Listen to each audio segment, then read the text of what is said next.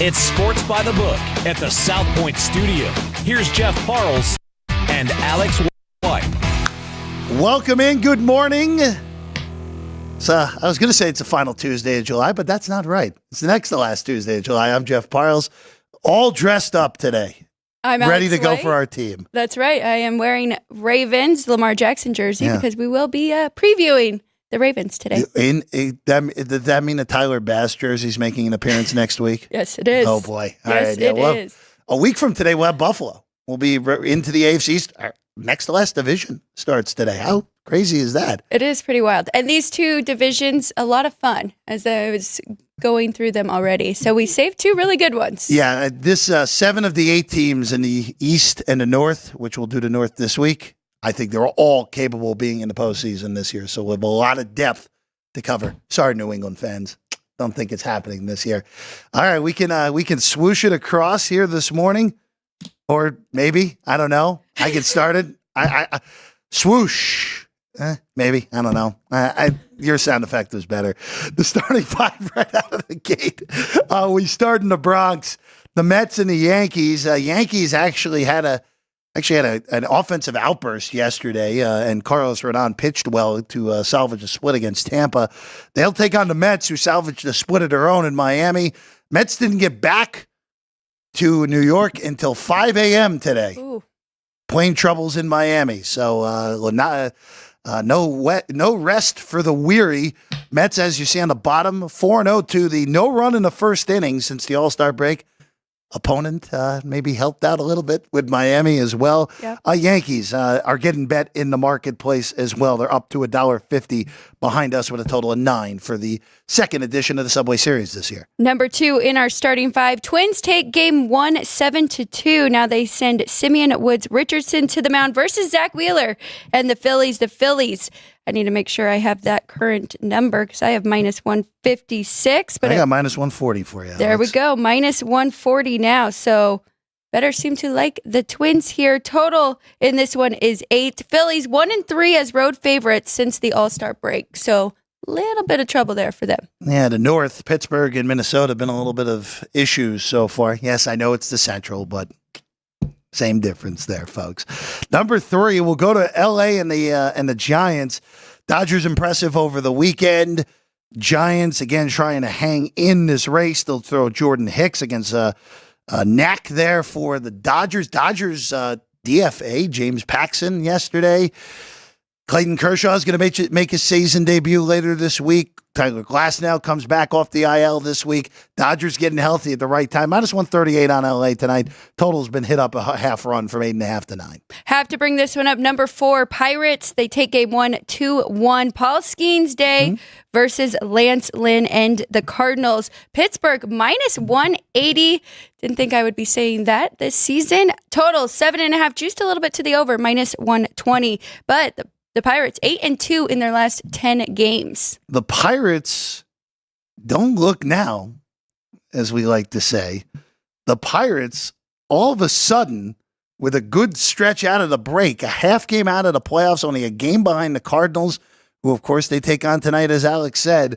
That NL wildcard race is even more jammed up than we thought. We'll get into that in a little bit as we preview the games today. And then number 5, and we said in the open, Alex is dressed for the occasion. The Baltimore Ravens begin our AFC North preview today. Be on the lookout. 35 minutes from now, the Ravens will be breaking them down. The defending number 1 seed in the AFC North champions of a year ago.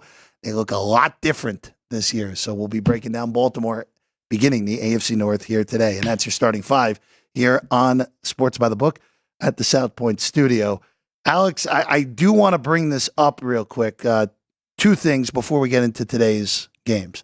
Standings-wise, because we're now a week away from the trade deadline. And we have to be on the lookout here for potential futures. We'll talk with Danny Burke on that in about 15 minutes. The NL wildcard race is as follows. The Braves are only 3 games clear right now of the second wild card. So that's tightened a little bit. Then the Cardinals, the Mets, the Pirates, the Padres, and the Diamondbacks are all separated by a game and a half for 2 slots. This race is not, we talked about it all summer long. This race has been a little bit of a funky thing, but now we're starting to see a little bit of separation. Cubs on down may want to sell at the trade deadline, so at least be on the, have that on your radar, definitely after next week, but at least for this week, if you're looking to see teams on the fringe of selling and buying now at this deadline. And to bring up about the Braves, I mean, they just put Max Fried on the 15-day IL, and then Albies gets hurt. So it's not looking great for this Atlanta Braves team, who has been struggling and dealing with so many injuries, and now they have two more who are very key pieces to their team. So if you like somebody who is right below them and can find a good price, I would say jump in now. Braves get shut down by Hunter Green last night. 7 strong, 7 strikeouts for Green in that outing. And we'll get to them in a moment here as they'll take on the Reds yet again. But you are 100% right, Alex. The Braves, who with all this talent, but injuries really playing a role. Strider and Acuna, we know, have been long gone now for the season. You mentioned Max Fried on the IL, and then Albies replacing Whit Merrifield, who had a horrible year in Philadelphia, DFA'd, now signs with Atlanta to replace Albies after his injury. So it's no gimme for the Braves. By the way, they after these 2 games in Cincinnati, 4 in New York, 3 in Milwaukee. Not an easy week, including these games against the Reds, which we'll get to in a moment here. One more thing on this. Punchlines, the other great show here on South Point Studio. I heard the host likes Pittsburgh. He likes Pittsburgh. This is not about Pittsburgh. This is about Brookskate, who they like as well, who posts really good stats on Twitter or X, whatever we are calling it now. The OPS drop-off in the Braves lineup is very jarring. Yeah. And Ozuna is the only one who hasn't. Albies was the next best, and now they don't have him in the lineup. So it's very interesting. It feels like a very different baseball season without the Braves being comfortably in the playoffs. It's, again, injuries, and sometimes, look, you just don't have the greatest of regular season. Matt Olson's down this year. Austin Riley's down.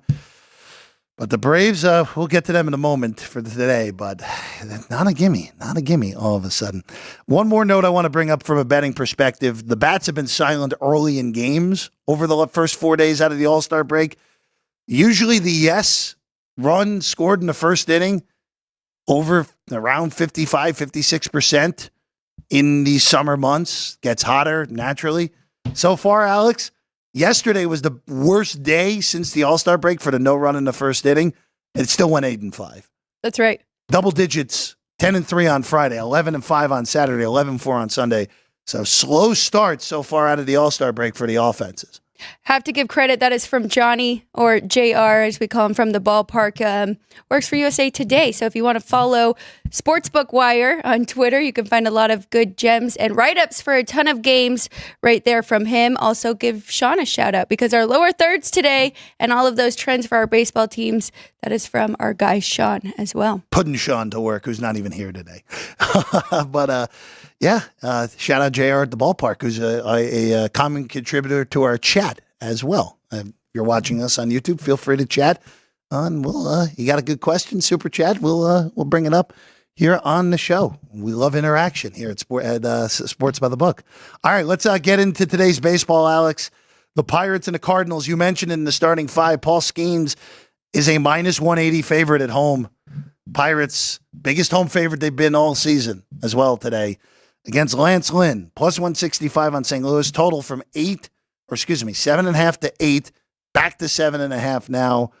Is there any way we're looking to play this game here at PNC? I think I have to take that plus money with the Cardinals now. Okay. There's just too much value there. I think it's a little overreacting with the Pirates. I know Skenes has been fantastic, 34.9 strikeout percentage. Last time he faced the Cardinals, he pitched 6 innings, 0 earned runs, 5 hits, and 0 walks. So I know he is very good. Lance Lynn, little up and down. I mean, his xFIP, 6.13 in his last 3 starts. So that makes me a little bit nervous, but really this is just a play on that number here at plus 165 with St. Louis. This is Skenes' first non-All-Star game start since July 11th. So it's been 12 full days since he's gone a real outing, Alex. So I'm curious to see if there's any rust. I know he threw a week ago, but it's still only one inning, different circumstance. So I'm curious on how that looks. 7.5 is strikeout total, as pretty much as what the market is going to be on Skenes moving forward until we see maybe a little more length, even though I can't even say that at this point. Been going 7 innings basically every single start the last few times out. I'm not going to touch the 7.5. That is a very good price on the Cardinals, but I don't think it's good enough. I really would like about $1.80, maybe even $1.90 with how bad this mismatch starting pitcher wise is in this game. Alex, Pirates also playing well out of the break. As we said, a half game out of the playoffs entering today. They are playing very well, but as you mentioned, this is a very important series for both of these teams. So I got to take the value there with the Cardinals. The other positive is they have been better against right-handed pitchers. I'm not saying they're going to completely hit Skenes, but may have a little bit of success, may get some base runners at the very least, and then we'll see what happens when the bullpen comes out. So I'm only going full game here with the Cardinals. Full game, St. Louis, the play for Alex on the Cardinals and the Pirates. Going to Atlanta next. Nick Martinez, Chris Sale, your pitching matchup for the Reds and the Braves. Chris Sale entering the second half as your betting favorite to win the Cy Young in the National League. I'm not sure if I'm all the way there on that, but hey, it means there's better numbers to be bet than Chris Sale's, about plus 175, plus $2 right now in that Cy Young race. Minus 200 on the Braves today with Sale. Plus 180 on the Reds. Total 7.5 in this one in Atlanta, Alex. No definite bet for me. I lean to the over, and I know it is 7.5 because Chris Sale is on the mound. The Reds took game 1 4-1 yesterday. I think that's a little bit low. I think we could get to 8 runs here between the two. I know we just talked about the struggles with Atlanta's lineup as well. Just to play on the number. I haven't bet it yet, but it would be a lean to the over. I would steer clear. Now, the Reds are kind of in that tipping point scenario. 4 games out of the second wild card. I feel like them and the Pirates are very similar roster-wise. The Reds just haven't been as consistent. A lot of young pieces. Other than Candelario, I'm not sure what veteran pieces make a whole lot of sense to be dealt at the deadline unless if they just sell off their bullpen guys. So weird spot for the Reds. Today, nothing for me, and just the lean on the total for Alex with the Braves and the Reds. Moving along, we go to the Cubs and the Brewers. Colin Rea, Jameson Taillon, flip at Wrigley. 8.5 juiced under on the total. This would be a lean to Colin Rea and the Brewers for me. I think Milwaukee should be favored in this game. A little bit surprised that it came with the Cubs as a flip in this one. The Brewers have just been steady. So unsteady wins the race sometimes, Alex. So 100 games in, 14 games over at 57-43. A team that, again, I thought was going to finish third, maybe even fourth in the division this year. I thought they're going to be way down, and here they are, perfectly well set up to win the National League Central and claim that number 3 seed in the National League playoffs, Alex. I don't mind that at all. Your lean to the Brewers here. Colin Rea has been very good against the Cubs in his 3 starts, 1.72 ERA and a .83 whip. I also, though, on the flip side, Jameson Taillon has been very good this year. He's had a very good season. So I like the under in this one. I think 8.5 is too large of a number for the total here. I'm looking, there is a trend going with the Cubs, who have had a lot of unders here in the last month or so at home. So I like this one. I'm going to bet under 8.5. Cubs offense, as we've talked about, Alex, more so than anything about this team, wildly inconsistent, to put it politely. And this is a team that was also 8 games over 500 in the month of April. So this has been quite the decline. They have some pieces to sell veteran-wise. They could even, hypothetically, you could trade Bellinger too. I don't know if they will, but you could if you're Chicago. Plenty of veteran pitchers that you could deal at the deadline as well. Milwaukee, we know, will be buying in a week from now. To the Dodgers and the Giants, Jordan Hicks and Knack for the LA Dodgers. Minus 138 on LA, plus 128 on the takeback on San Fran. Total of 9 for this one at Dodger Stadium, Alex. I think this is a pretty good price for LA here. And I know they've had a little bit of a struggle, but I think they've started to figure it out. I know we haven't seen a whole lot from Jordan Knack, and he's only had about 7 starts. But on the flip side, Jordan Hicks has not been the same this year. In his last 3 starts, batting average 3.81. So I really think the Dodgers are going to get to him. 138, cheap price here for Dodgers at home. Dodgers have won all the games out of the break, sweeping Boston, winning a close game with a late run in the 8th, 3-2 yesterday against San Francisco. Again, the Dodgers, they're getting healthier, as we talked about earlier. Tyler Glass now expected to start tomorrow, coming off the IL, and Clayton Kershaw making his season debut on Thursday. So getting a little bit healthier for LA. We know, again, they'll be buying at the deadline. Giants just kind of stuck in that no man's land, 3.5 out of a playoff spot entering today's action. All right, let's go to the White Sox. Let's mention them. But it is Garrett Crochet, who is probably, well, if he gets moved, he would be the biggest name that gets moved at the deadline. Him and Tariq Skubal's names have been mentioned a lot with both the White Sox and Tigers really on the outside. Obviously the White Sox, worst record in baseball. Tigers on the outside, probably too far out to justify any sort of run, even putting them in the mix.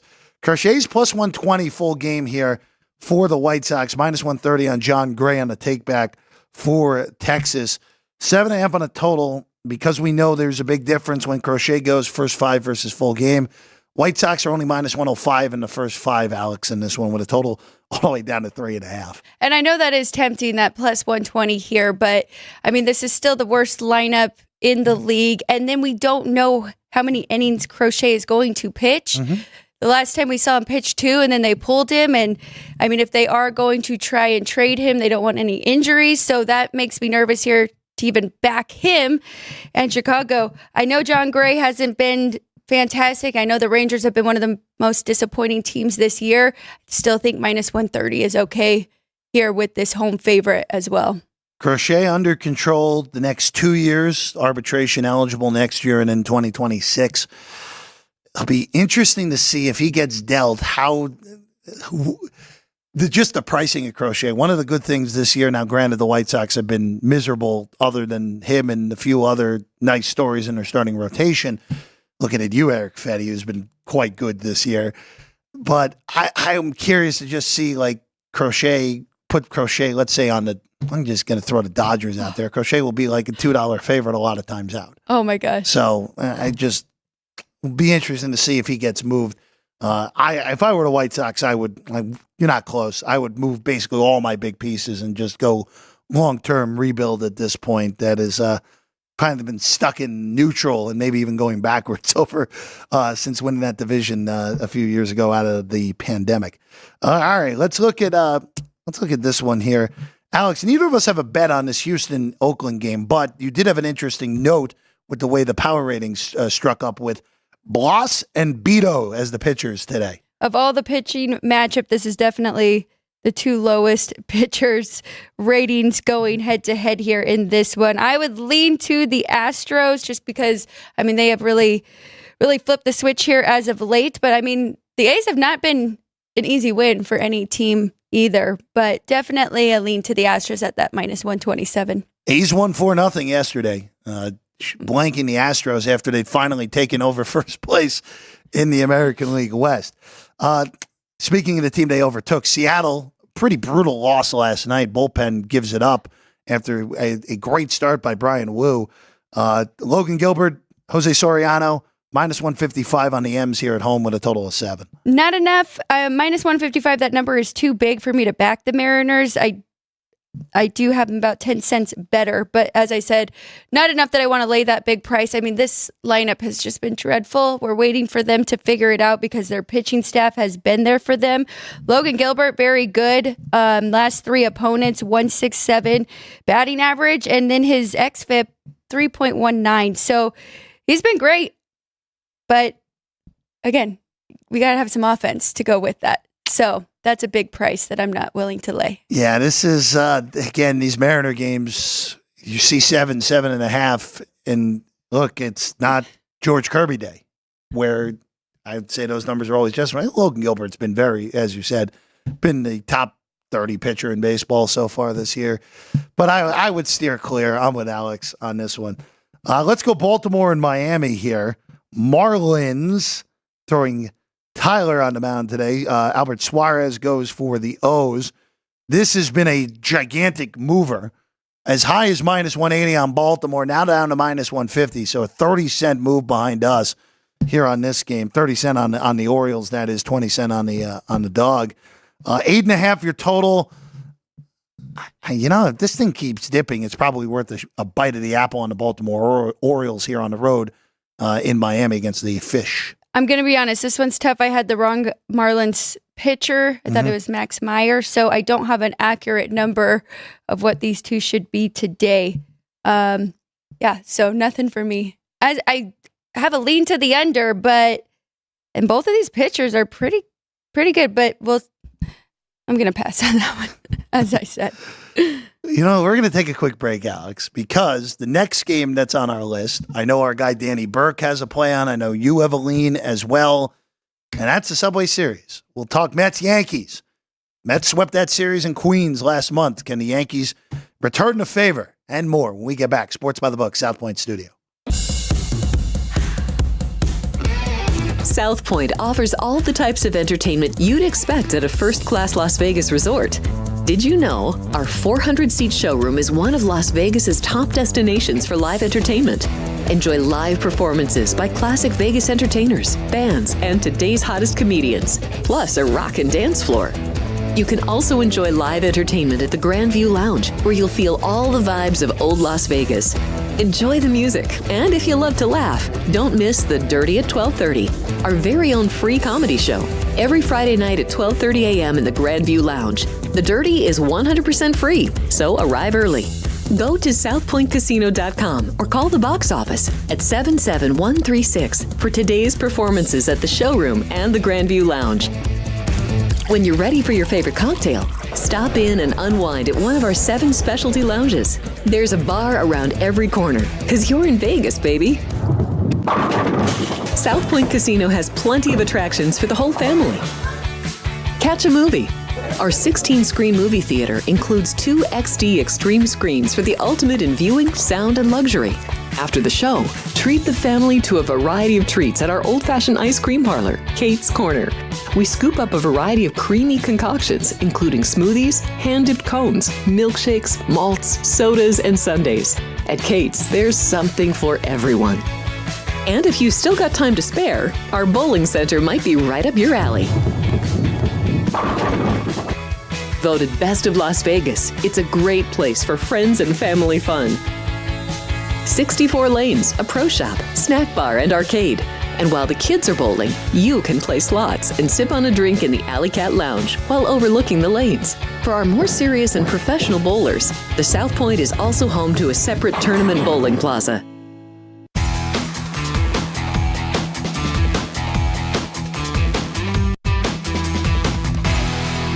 Welcome back in Sports by the Book, South Point Studio. Jeff Parles, Alex White. And now joining us, our good friend Danny Burke, burksbeat.com. Danny with us on a Tuesday here this week. DB, good morning. Good to see you as always.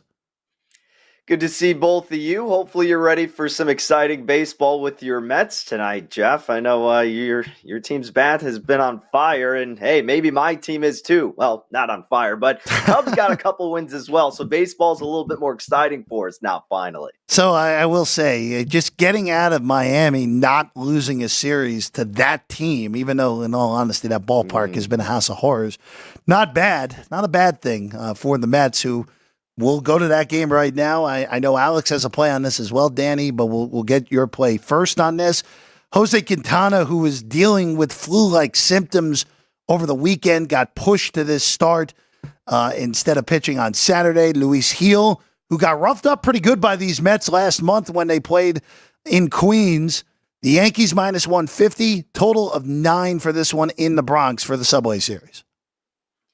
Yeah, I like this total going over, guys. And you mentioned Gil the last time against this Mets squad in 4.1 innings of work, gave up 5 earned runs, 4 walks, and 2 strikeouts. And this has been an issue with Gil. He's been one of the better pitchers, obviously, on this Yankees rotation, but where his, liability resides comes in the territory of walking batters, putting on these runners on base when it's really not necessary, and then digging himself a hole. Now, overall, his numbers are still fairly strong. 3.17 ERA, 3.35 expected ERA. His xFIP is at 4.05, but that's manageable.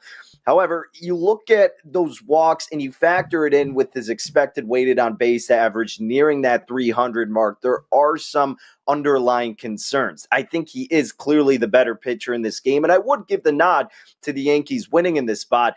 But because of the possibility that he'll makes it tougher on himself, this Mets offense, as I alluded to, has been incredibly hot as of late. Since June 1st against right-handed pitching, 126 weighted runs created plus. Their ISO's almost at 200, which is phenomenal, and their OPS at 786. I think the Mets can cause enough damage against Heel, probably get him out of the game fairly early. Now, flipping the script, Jose Quintana, you mentioned, dealing with those flu-like symptoms, got pushed back a little bit. He's been incredibly volatile himself. 4.13 ERA, except his expected ERA is over 5. 4.99 FIP, and then his xFIP a little bit lower, still concerning though at about 4.40. His home run to fly ball ratio is over 15%.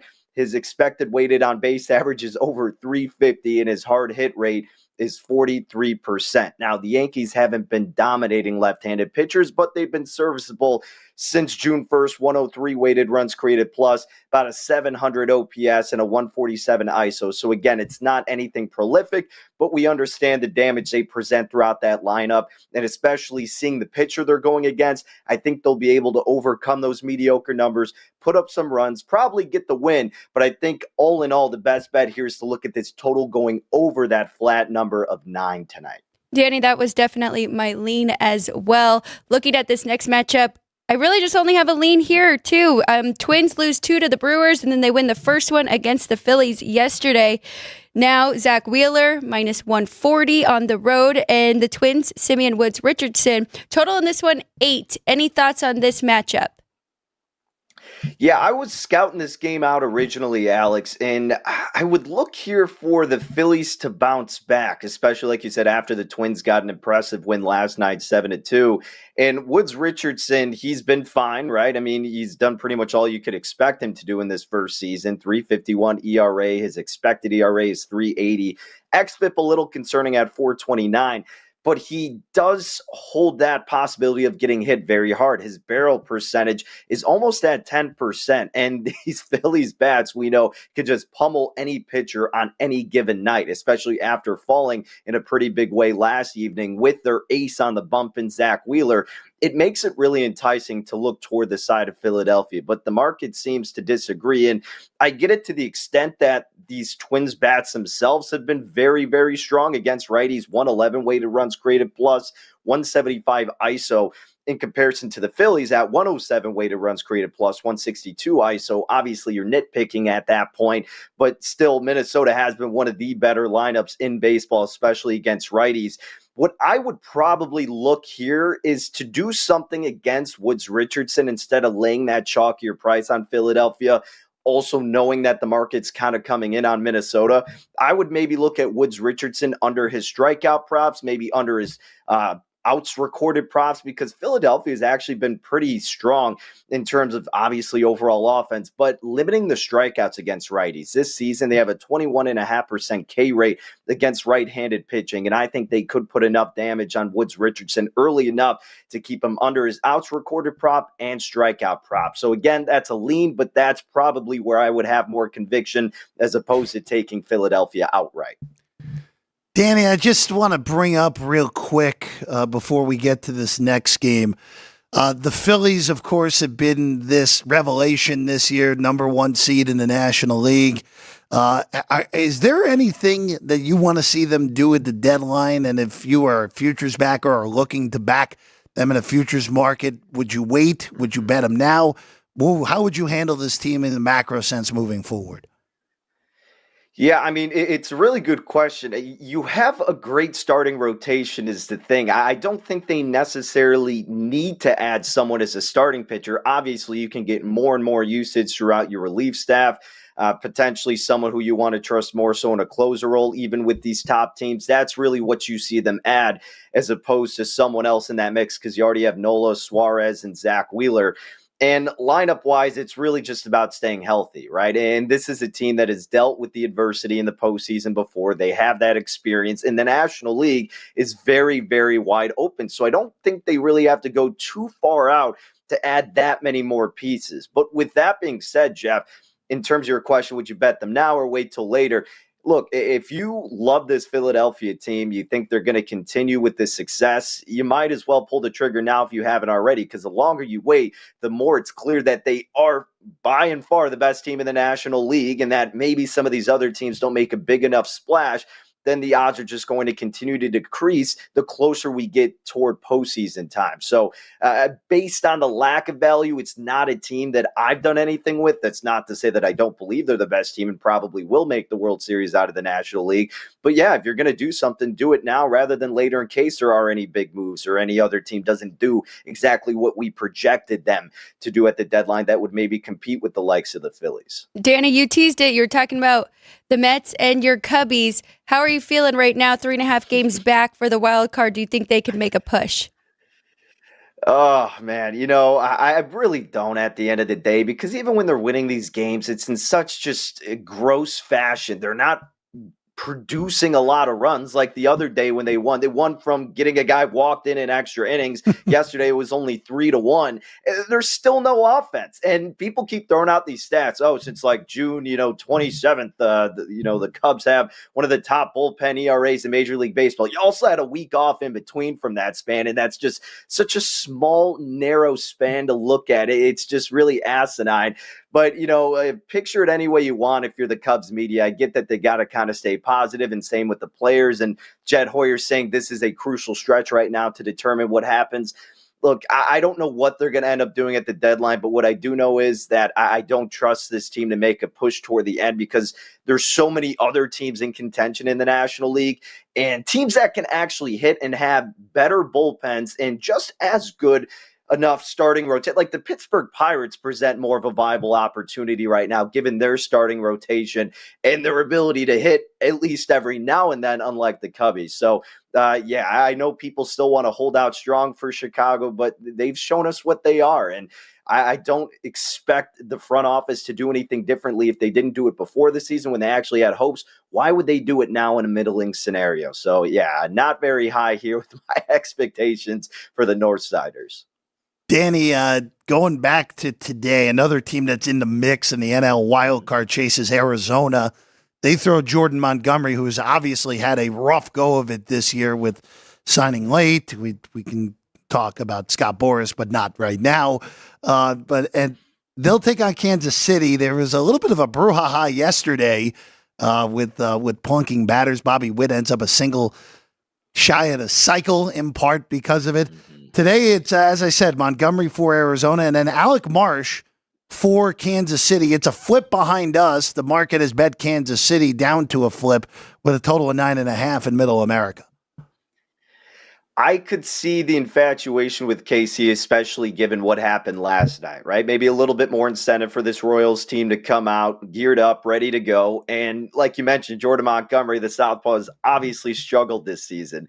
Alec Marsh is just someone that I think I just got to stay away from. I did write up a little bit on him, but anytime I faded this guy, he's performed like an all-star. It's really uncanny, Jeff. I mean, he's got a 4.52 ERA. His xERA is almost at 5, and his xWOBA's at 3.46. His xISO, expected ISO hitting, 2.03, and his barrel rate is over 10%. All terrible numbers and very alarming when looking at these pitchers. Yet every time I fade him, the dude pitches like a Cy Young. It's really remarkable. And Arizona has been better against right-handed pitching. We know they struggled against it at the beginning stages of the season, really picked it up as of late. I know I've mentioned that when I've been on the show in the past. Since June 1st, guys, they've got a 119 weighted runs created plus against right-handed pitching. Their ISO against righties, 186, and their OPS is 783. But what really stood out to me is their strikeout rate. In that span, they've limited their K rate to under 20%, 19.4%, and all year it's only at 20.5%. So a strong lean to Marsh toward the under, but this guy, like I said, has punished me so much, and I do think that incentive is going to be pretty high for Kansas City's side. I like the Royals in this game. And I would look at Marsh under a strikeout prop. If what transpired last night didn't end up occurring, I would be a little bit more motivated to fade Marsh. But I do think they're going to play inspired and probably find themselves out on top. But keep an eye on Marsh, not only for this game, but going forward, because these underlying metrics got to at some point come to fruition. And this dude is just due to get rocked a little bit more consistently out there on the mound. Danny, just looking as a whole here across the baseball landscape, we talked about the NL wildcard race. Pirates are within a half game of the playoffs, as you mentioned earlier. Cardinals holding on, Mets holding on, Braves losing backs Fried to injury. Now it gets a little more rough for them. On the American League side of things, the picture is a little bit clearer because you don't have as many teams down the board that could potentially hop up there, Danny. More so than anything at this rate, as you're looking through this, the trade deadline, everything else, do you want to wait? Do you wait for the trade deadline to go through before betting more futures, or do you like getting in beforehand, anticipating potential moves by these teams in the race? So it really depends on the team, right? And the last time I was on your guys' show, I told you 2 futures that I took. And I think these are teams that you would want to take before the trade deadline. And one of them being the Baltimore Orioles. We talked about them at about 8-1 plus 750, right around that mark. This is a team that really needs to boost their starting rotation. They've had injuries they've suffered and really could just use more talent in that regard. We know what they're capable of offensively. Their bullpen has been sufficient, so they need to add a big name piece to that starting rotation to help guide them through the postseason in a gauntlet of an American League side. So I think that's a team you would want to jump in on sooner rather than later, expecting them to make a splash and just knowing they can continue their success, and their odds are probably going to decrease the longer you wait. So that would be the one team. And then I mentioned the Minnesota Twins. Not that I necessarily expect them to make a big move per se, but just on the basis of their value. I mean, 20-1 is what I saw them at a couple days ago. Or actually, it was yesterday. Anywhere from about 15-1 to 20-1. This team has great talent on the offensive side. They've shown they can compete with the top tier squads. They can win on the road, 2 things they couldn't do last year. And they have a lethal starting rotation, obviously, over. You got Joe Ryan and Pablo Lopez. So I don't think they're going to need to add someone really in their starting rotation. Maybe boost up that bullpen a little bit. But just overall with them, I think you want to jump in now based on the number. And if they continue to dominate, that won't be there much longer. Otherwise, I mean, Atlanta would be the other team you would consider, Jeff. Like you mentioned, I know you were talking about Crochet, and he's got to be dealt somewhere heading into the break, you'd imagine. Vladdy Guerrero Jr. was a name being thrown out, too, potentially on the offensive side. Luis Robert Jr. I am curious what the Braves are going to do. My issue with backing Atlanta still, though, Jeff, and look, I took them to win the World Series before this season began. The lack of their depth with Fried being out and Acuna being out, it just seems like it's too much. There's too many things going against Atlanta and how great Philly has performed. That's what would make me not really want to invest on them this far out. Hey, if they make it a couple rounds deep into the postseason and you see some value with their number, then yeah, we could have a discussion about it. But I don't really care to have my money held up on this team as of now. You know, if you put them in the American League, it's a much different conversation. Benefit of the doubt for them being in a weaker NL side. So it's going to be a wait and see approach with Atlanta. I would actually wait to see what they do at the deadline before I put my money on them. Danny, football season is right around the corner. Games of the year, college football, have been released from pretty much every book, 100 of them here at the South Point. We're pretty excited about that. We are previewing the Baltimore Ravens today. How has your process been getting ready for football season, and any future bets that you like already?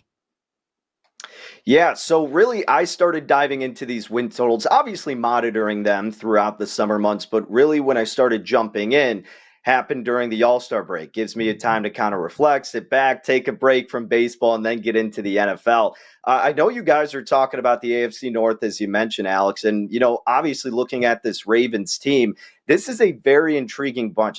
Honestly, the entire AFC North is. There's a lot of question marks surrounding all of these teams.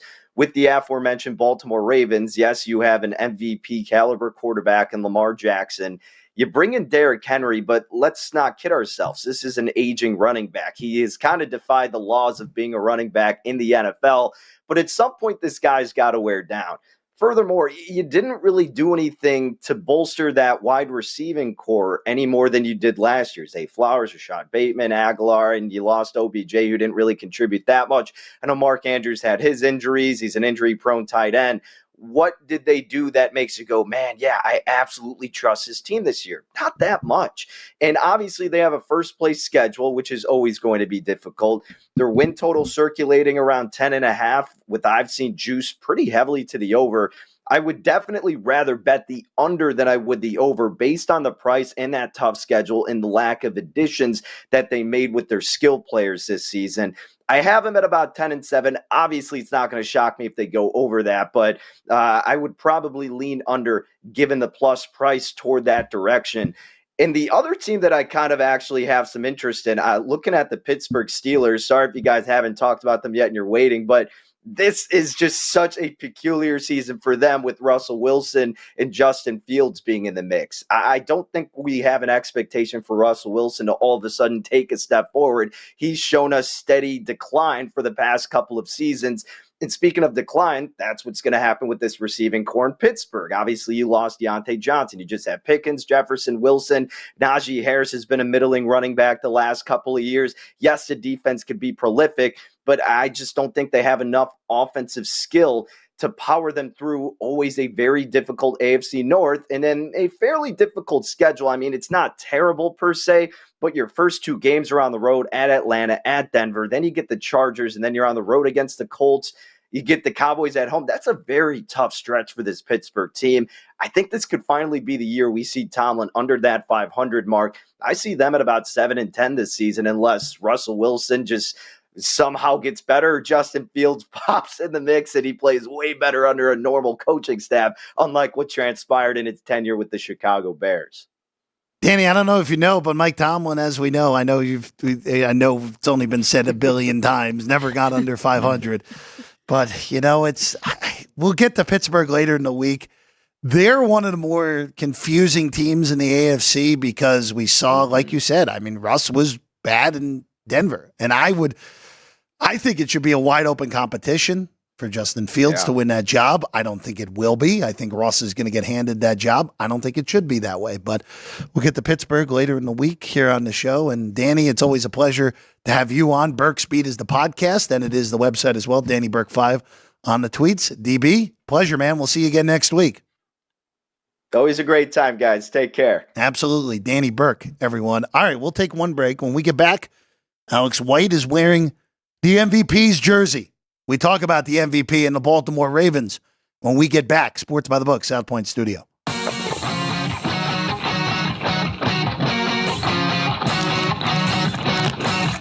Once you've satisfied your hunger, get ready for more of the hottest casino games in Vegas. Our 24-hour, 30-table non-smoking poker room proudly hosts all the most popular poker games with a variety of betting limits. Visit the poker room for a schedule of daily tournaments. Whether you're going to hold 'em or fold 'em, the best place for poker is at South Point Casino. You'll notice that our craps tables are usually the loudest in the casino. If you've never played, join one of our free craps lessons to find out what makes this game so exciting. Check with the craps dealer for schedules and give it a roll. Bingo is also an exciting way to spend your time. We offer 7 sessions of bingo every day. And each session includes a cash ball jackpot, 12 bingo games, a progressive double action game, and a $10,000 bonus coverall. Electronic units are available. If you haven't played bingo with us, give it a try today. Guests can also get in on the action at our one-of-a-kind race and sports books. 2 separate rooms designed to maximize your experience and comfort. Our sports book, with over 400 seats, puts you right in the middle of the action, 24 hours a day. The friendly ticket writers are happy to help, and it's conveniently located next to the famous Del Mar Deli, where you'll find supersized portions of delicious deli items like roast beef, pastrami, and Reuben sandwiches, or soups, salads, and pizza, plus spectacular desserts fit for a king. And right next door is the race book, over 150 seats, each with its own TV screen. There are 16 interactive player terminals, so you can bet right from your seat.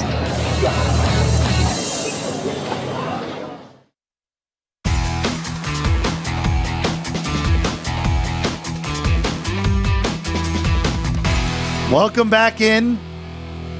Sports by the Book, South Point Studio. Jeff Parles, Alex White, dressed for the occasion because we start the AFC North. You know, this is, Alex, projected by a lot of smart people. And I think we know they're smarter than me because I don't have this division as the number one power-rated division in the NFL. I have the other North as that. A lot of people have this power-rated number one, top to bottom. You have four teams that, last year, the Cincinnati Bengals missed the playoffs. They were in the AFC title game the previous 2 years and the Super Bowl 2 years before that. This is a loaded division with two bright young stars at quarterback in Baltimore and Cincinnati. I guess Lamar is not young anymore, even though he's young by age. Pittsburgh, as Danny mentioned, a new era at quarterback. Russell Wilson expected to start, and in Cleveland, they're in the playoffs last year on their fourth quarterback in Joe Flacco. Right. Yeah, and there's a lot of hope for upside still with Deshaun Watson. Still hoping we can see the quarterback he was when he first entered the league. As you mentioned, the Bengals, 9 wins last year, and they missed the playoffs and finished fourth in this division. So a lot to be excited for with this one. We'll have Cincinnati tomorrow, alphabetical order by the city. So Baltimore, Cincinnati, Cleveland, Pittsburgh in order through Friday this week. They're the odds behind us to win the American Football Conference's North Division. And it is very, very tight on the Baltimore Ravens. Open plus 140, now plus 150, or open plus 150, I should say, now plus 140, to win the AFC North, plus 170 on Cincinnati. The Steelers at 5-1, and then Cleveland bringing up the rear at 6-1. So very interesting numbers right out of the gate here in this division. I don't think Cleveland should be longer than Pittsburgh.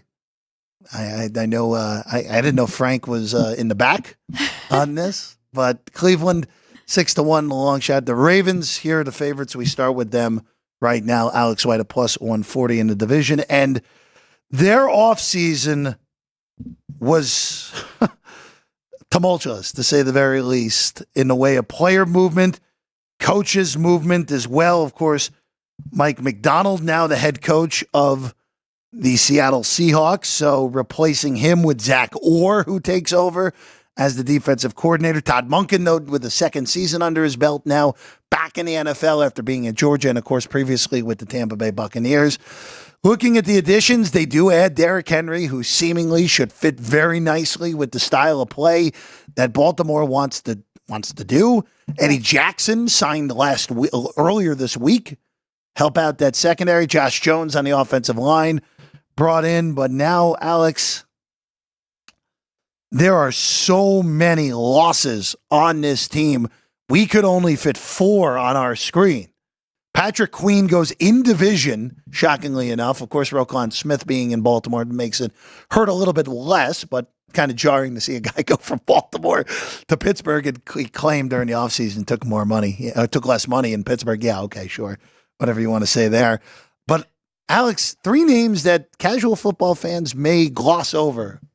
I put them on there because that's 3/5 of the offensive line that they're replacing. Replacing John Simpson and Morgan Moses, who both went to the Jets. Kevin Zeitzler, of course, great career up there in Baltimore, now in Detroit. Tyus Bowser out now. Both the running backs, Gus Edwards, out as well, along with J.K. Dobbins, who are both now L.A. Chargers.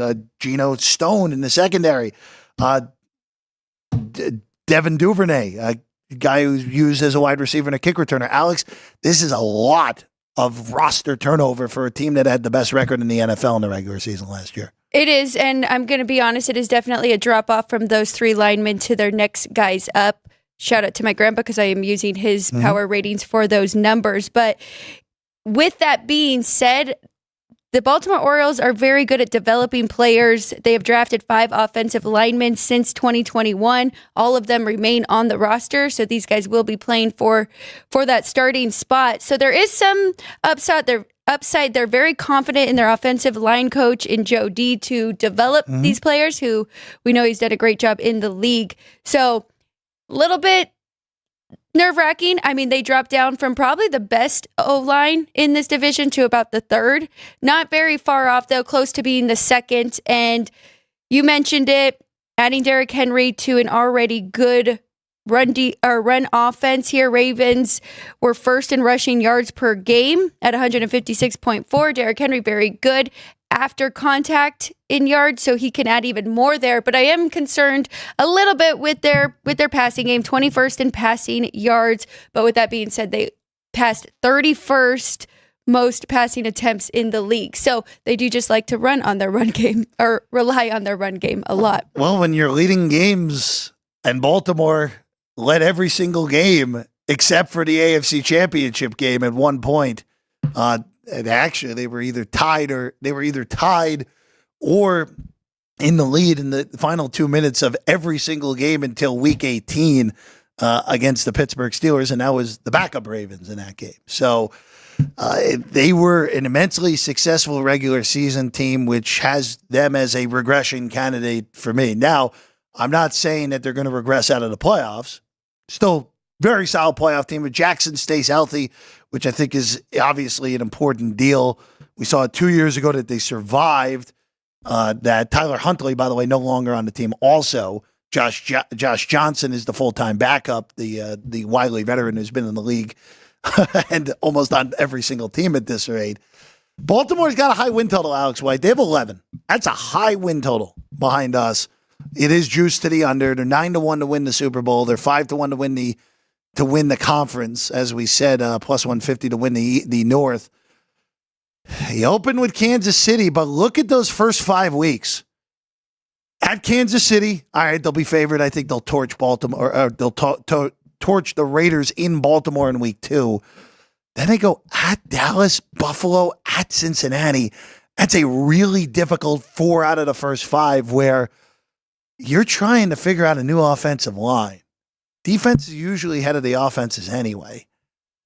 This is a very frightening first 5 games, especially when you bring up, look, even though I don't think the Raiders are going to be good, they have a good pass rush. We know Kansas City's defensive front with Chris Jones fully signed, excellent D front. Cowboys, Micah Parsons, arguably the best defensive end in the league. Buffalo, still good pass rushing wise. Cincinnati, Trey Hendrickson's a hard dude to block. They faced some good pass rushes those first 5 weeks. That could be a recipe for a slow start for Baltimore. They might be one of those, we've talked about in-season win totals going under with some of these teams. They may be a good over in-season win total after a tough start. I think 11's too high just to begin with. I like that under for the preseason, looking to go over a smaller number if they get off to a slow start. Daily reminder, as we do here, to shop around and get the best number, because if you do like the under, Danny had just mentioned that there is some plus money out there. I wouldn't bet this under.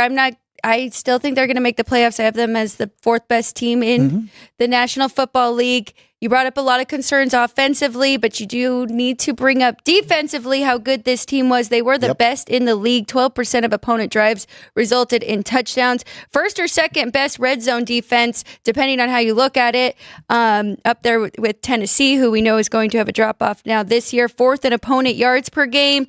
6th in opponent passing yards per game. So on the flip side, you're bringing up good points that their offense could struggle, but their defense will be ready to keep them in these games, even those first 5 tough ones. Look, their defense a year ago, you brought it up. They were awesome. There is concern with the new coordinator. That's my biggest holdup more so than anything. And look, it is harder to face potential regression with a high-end defense, more so with an offensive. If they just kept the offensive line somewhat intact, all right, 11-6 makes a whole lot of sense. That's still, of all the things, even with the strength on that defense, and they still have an excellent defense, that offensive line scares me. That scares me so much with everything, with having to replace. I mean, Ronnie Stanley, we know, is still there, but dealt with a lot of injuries a year ago. Linderbaum has come in the league right away and has become a top 3 center in the league.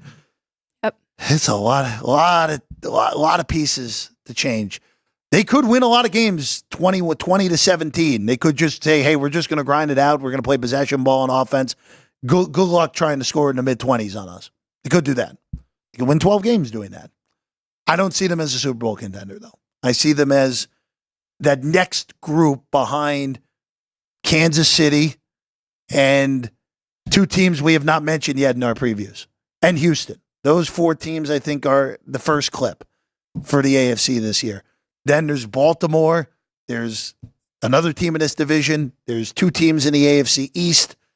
And then there's the rest of those AFC South contenders and the LA Chargers. I think Baltimore's in that group this year, not the elite tier, at least for me, Alex. That's fine. And we're allowed to have different opinions there. I think they are definitely a Super Bowl contender. And on the note about the DC, I mean, it always makes me feel better when they are coming from within the organization. He's been there for 2 years as the Ravens inside linebackers coach, now just steps up to take over for the entire defense. So, I mean, it's a tough division, and the AFC is pretty stacked in general. We've been talking about that. So nothing is easy, but the Ravens have a target on their back, almost like the Cowboys. They've been great in the regular season. They have to get it done in the playoffs. So that's fair.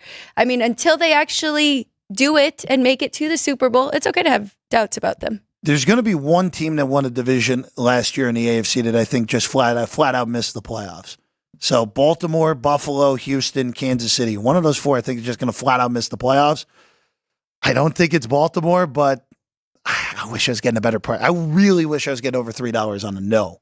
That would, I think, would be considered. You could consider betting that. I don't think it's a good enough price to get there right now, but I really do believe one of those four, and realistically, it won't be Kansas City who misses the playoffs. So Houston, Baltimore, Buffalo, one of those three is going to miss.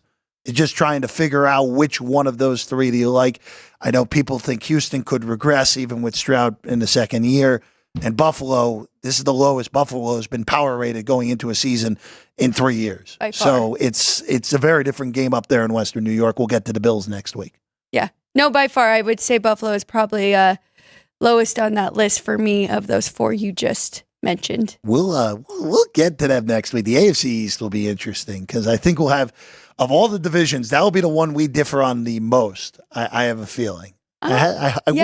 I think so because you got on me for picking chalk in every division leading into the East last two, and I do not have the favorite in either of these divisions winning the division. I can tell you that right now. So I did not give out our orders? rankings yet for the other two, but we can save that. We could do we can do one them of all. Saturday. Yeah. Well, we'll save them for not this upcoming Saturday, but next upcoming Saturday. The whole AFC East, South, Northwest. Get them all next week. Let's bring our friend in who is going to preview Punchlines as he always does in this slot, our good friend Ryan McCormick. And once the glasses go on, I know we're set to go to Ryan behind the glass. Ryan, what do we have on a Tuesday on Punchlines? Also, congratulations, number 200 yesterday. Yes. Amazingly enough, Frank made it to 200 without getting himself in too much trouble. Yeah, just breaking a couple monitors and that kind of stuff. Yeah, that's okay. Well, if our Sports by the Book listeners would like some more of Alex White, she will be on the show today and tomorrow. A couple midweek double duties. But looking at some history in Major League Baseball, we will be talking some NFL stuff with training camp for the majority of teams, veterans coming back to training camp today, and then some other fun stuff in the sporting world. So you got to come by at noon. You never know what Frank will say. You never know. So the debate right now is I did bring a change of clothes for Punchlines. You should stay in New Jersey. 100%. You should 100% stay in New Jersey. Not even a doubt. At a bare minimum, we're in agreement on that, right? I mean, if you don't wear that jersey, I'll wear the jersey. Oh, well, you know what? Actually, you know what? I'll stay out of this. As long as one of you is wearing the jersey, all in That's to take on our Mr. Pittsburgh, Frank Nicotero. So you'll see Alex, you'll see Ryan, you'll see Frank Nicotero at noon right here at South Point Studio. Of course, check out the Punchlines with Frank Nicotero page on YouTube and all socials as well. Yes. If you haven't subscribed or hit that like button for Punchlines with Frank Nicotero, YouTube, every social imaginable, go hit that button because that's the best place to get Punchlines coming up at noon, Monday through Friday. Going forward, Punchlines is actually only streaming on the Punchlines page. There you go. No longer on the South Point Studio page. So you need to be subscribed to Punchlines with Frank Nicotero if you want to watch the show. Yes. As well. Alex, enjoy it this afternoon with Thank Frank. As long as one of you wears the jersey, we're in good shape. I think it has to be on the desk. But hey, I think you should. I don't think you should change. I think Okay. you should keep the jersey on and let him scowl. It's okay. It's okay. Ryan, we'll see you then at noon as well. Tomorrow we're back. The Bengals. That's right. I imagine Joe Burrow's hairdo is going to make it to Punchlines today, right? Yeah, we'll this, I don't know if that will change my handicap at all in this division, but Burrow and the Bengals up for us tomorrow, and a full slate of baseball on Wednesday, as always, at 9 a.m.